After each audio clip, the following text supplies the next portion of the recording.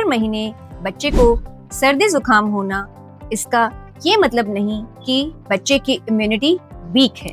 Hello dear parents, आइए आज बात करते हैं बच्चों की इम्यूनिटी के बारे में। जैसा हम सब बच्चे लोग देखते हैं कि स्कूल गोइंग चिल्ड्रंस में वायरल इन्फेक्शंस बहुत कॉमन होते हैं। बच्चे को साल में 6 से 8 बार तक वायरल इन्फेक्शंस होना कॉमन है, लेकिन इसके लिए हर बार immunity syrups, immunity booster drugs देना इज नॉट अप्रोप्रिएट।